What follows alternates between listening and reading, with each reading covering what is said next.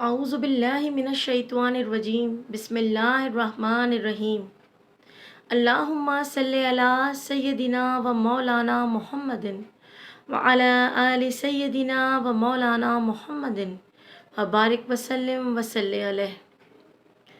अस्सलामु अलैकुम। मैं अपने चैनल रूहानी वज़ाइफ में आप सब देखने और सुनने वालों को खुशामदीद कहती हूँ और उम्मीद करती हूँ कि अल्लाह पाक आप सबको अपनी अमान में रखे, अपनी हिफाजत में रखे और आप लोग मेरे वज़ाइफ से फ़ायदा उठाएं और इंशाअल्लाह ताला इसको आप आज़मूदा पाएंगे। अच्छा जी, तो आज जो ज़िक्र है, जो बात है, वो ज़िक्र है हुज़ूर पाक सल्लल्लाहु अलैहि वसल्लम के दुरूद का। यूँ तो बहुत से दुरूद मशहूर हैं और बहुत से दुरूद पाक ऐसे हैं जो मुख्तलिफ़ चीज़ों के लिए मुख्तलिफ़ मकाम पे मुख्तलिफ़ समझें मामलात के लिए इस्तेमाल होते हैं और मुख्तलिफ़ सूरतों में पढ़े जाते हैं। एक दुरूद पाक एक जो आप लोगों में भी बहुत मकबूल है, आम तौर पर उसको दुरूद ताज कहा जाता है। दुरूद ताज बहुत ही प्यारा और मकबूल दुरूद है और माशाल्लाह इतना मीठा दुरूद, तो हर दुरूद ही मीठा है। दुरूद ताज के अल्फाज इतने मीठे और इतने प्यारे हैं कि बस यकसोई के साथ अगर दिल लगाकर पढ़ें तो यकीन करें एक लुत्फ़ आता है। और अगर ये तसव्वुर कर लें कि आप जो हैं रोज़ा रसूल के सामने हैं या गुंबद ख़ज़रा के सामने हैं, सहन में बैठे हुए हैं और बस अपनी कैफ़ियत में अपने ही एक उसमें हैं, क्या कहना चाहिए, बस एक अपना ही मज़ा है कि बस दुरूद ताज पढ़ रहे हैं और हुज़ूर सुन रहे हैं। बेशक हुज़ूर फरमाते हैं कि जब मुझ पर कोई दुरूद भेजता है तो मैं उसे सुनता हूँ और दुरूद पाक का सवाब तो आपको फ़ौरन दिया जाता है, इसमें कोई शक और शुबा नहीं होता। दुरूद एक ऐसी इबादत है जो फ़ौरन कबूल होती है, ठीक है ना। और दुरूद तो भाई पढ़ता वही है जिसको अल्लाह पाक तौफ़ीक देता है और हुज़ूर जिसका दुरूद चाहे बस कबूल करें और सुन लें और बस उसका तो फिर समझें नसीब ही उसका जाग जाता है। तो आज दुरूद ताज के बारे में बात करते हैं। दुरूद ताज पढ़ने वाले की इज़्ज़त व वक़ार में इज़ाफ़ा होता है, उसकी रोज़ी रोज़गार में इज़ाफ़ा होता है, दिल में हुज़ूर की मोहब्बत में इज़ाफ़ा होता है और उसके पढ़ने वाले को बहुत अजर व सवाब मिलता है।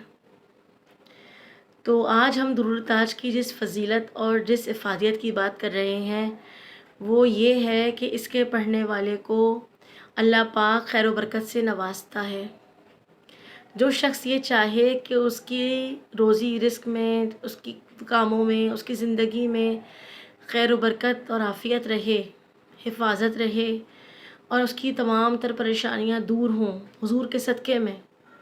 बेशक हम हुज़ूर का सदका खाते हैं और हुज़ूर के सदक़े में ही मांगते हैं, अल्लाह से उसके हबीब के इस वसीले से मांगते हैं, अल्लाह से उसके हबीब के सदक़े से मांगते हैं तो अल्लाह पाक बेहतर अता करता है, क्योंकि अल्लाह को मोहब्बत ही इतनी है अपने महबूब से कि अल्लाह पाक हमें उनके वसीले से, उनके सदक़े से हमें अता करता है। तो हम अगर उसके वसीले से मांगे तो अल्लाह पाक टालता नहीं है हमें, अल्लाह पाक हमें अता कर देता है। तो हम फ़कीरों को और क्या चाहिए, हमें तो आका के दर की खैरात चाहिए, सदका चाहिए।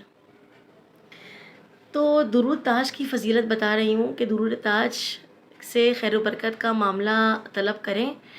दुरूद ताज इस तरह पढ़ें जो लोग रिज़्क़ के लिए, माश के लिए परेशान हैं, रोज़ी से परेशान हैं, अपनी इज़्ज़त जान और आपकी हिफाजत के लिए चाहते हैं कुछ पढ़ा जाए, तो वो ये करें कि हर नमाज के बाद, ठीक है, हर नमाज के बाद दुरूद ताज 7 मरतबा पढ़ें, ठीक है।